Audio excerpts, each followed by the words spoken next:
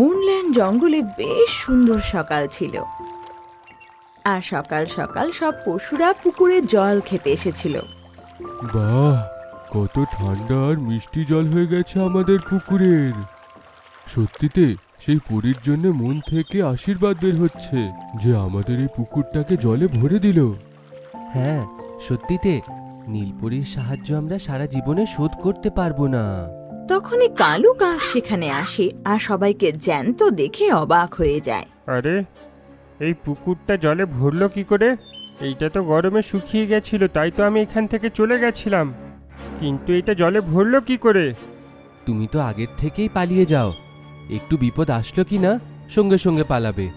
বেশি বলবে না, এটা বলো, এত গরম থাকার পরে এই পুকুরটা এত জলে ভরলো কি করে?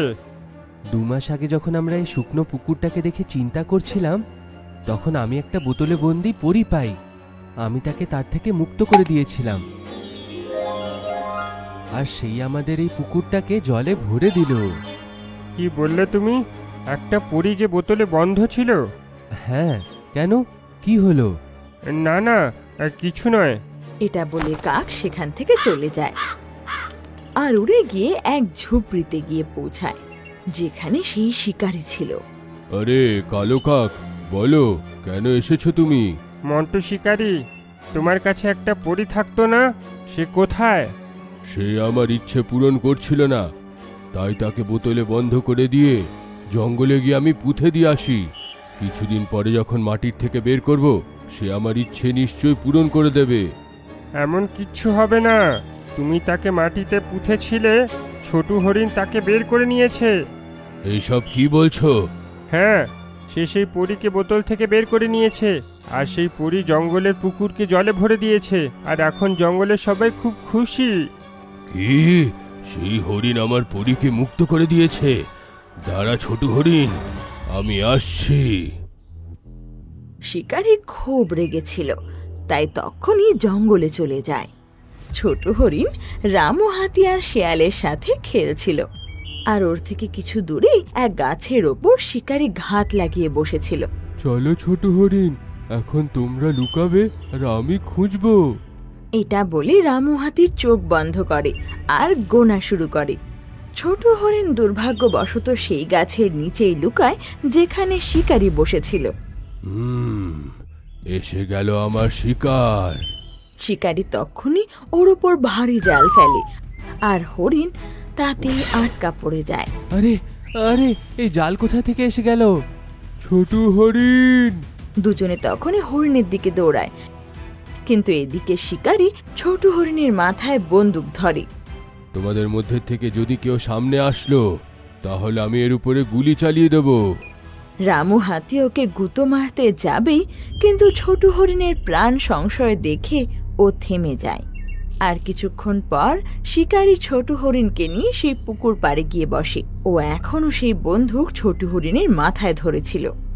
যদি কোনো পশু এই পুকুর থেকে জল খেলো, তাহলে আমি এই ছোট হরিণকে মেরে ফেলবো। এটা শুনে সব পশুদেরই ওর ওপর খুব রাগ হয়, কিন্তু ওরা অসহায় ছিল। ধীরে ধীরে অনেক পিপাসার্ত পশু সেখানে জমা হতে লাগে। আমাদের খুব তেষ্টা পেয়েছে, কিন্তু আমরা এখান থেকে জল খাবো না। তোমরা আমাকে নিয়ে চিন্তা করো না, আমার একজনের প্রাণ বাঁচানোর জন্য আমি পুরো জঙ্গলের প্রাণ বিপদে দিতে পারি না। তোমরা সবাই জল খেয়ে নিজেকে তৃপ্ত করো। এ যদি আমাকে মেরেও ফেলে, তাহলে আমার কোনো দুঃখ নেই তাতে। না ছোট হরিণ, তুমি যদি সেই পরীকে না বাঁচাতে, তাহলে এইটা শুকিয়ে যেত, আর আমরা সেই দিনই মরে যেতাম। যে আমাদের প্রাণ বাঁচিয়েছে, তার প্রাণের বিপদ আমরা কি করে দেখতে পারি বলো? বদমাশ শিকারী, তুমি আমাকে কতদিন বন্দি করে রাখবে? আমি তোমার কি ক্ষতি করেছি? না তুমি আমাকে মারছো, আর না বেঁচে থাকতে দিচ্ছ। সে নীলপরী আমার ইচ্ছে পূরণ করছিল না, তাই আমি মাটিতে তাকে গিয়ে পুঁতে দিয়েছিলাম। কিন্তু তুই তাকে মুক্ত করে দিয়ে ভালো করিসনি। তুই নিজের চোখের সামনে এদেরকে মরতে দেখবি, তারপরে নিজেও তেষ্টাতে মারা যাবি। এটা শুনে ছোট হরিণ খুব উদাস হয়ে যায়, আর সব পশুরা একসাথে বলে ওঠে, নীলপরী তুমি কোথায়? ছোট হরিণের প্রাণ বিপদে পড়েছে। যত চেঁচামেচি করার করে নাও। নীলপরীর কাছে কোনো মোবাইল ফোন নেই যে তোমরা কল করে বলে দেবে। তখন সবাই একটা আওয়াজ শুনতে পায়। পাগল শিকারি, আমি তো এইখানে। তুই কাকে ধরে বসে আছিস? এইটা কার আওয়াজ? সবাই দেখে যে আরেকটা ছোট হরিণ সামনে থেকে হেঁটে আসছে। আরে, এই দুটো ছোট হরিণ কি করে হয়ে গেল?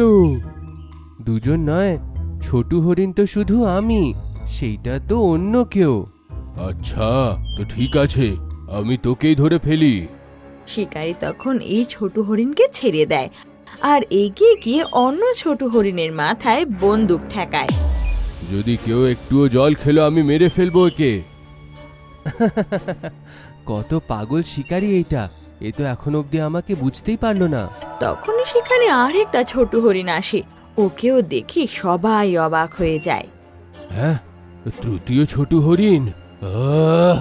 এখন আমি পাগল হয়ে যাব। এই জঙ্গলে কত ছোট হরিণ আছে। ওকে এভাবে চেঁচাতে চিল্লাতে দেখে সব পশুরা খুব খুশি হয় আর সবাই সেই পুকুর থেকে জল খেয়ে পিপাসা মেটায়। তুমি এটা ভালো করলে না। যদি ছোট হরিণ 3টে আছে তাহলে আমি 3জনকে মেরে ফেলবো। এটা বলে শিকারী যেই না বন্দুক চালাতে যাবে অমনি ওর বন্দুক হাত থেকে উপরে উড়তে লাগে। হ্যাঁ, এইটা কি হচ্ছে? তখনই নীলপরি সবার সামনে আসে আর ওকে দেখে সবাই খুশি হয়।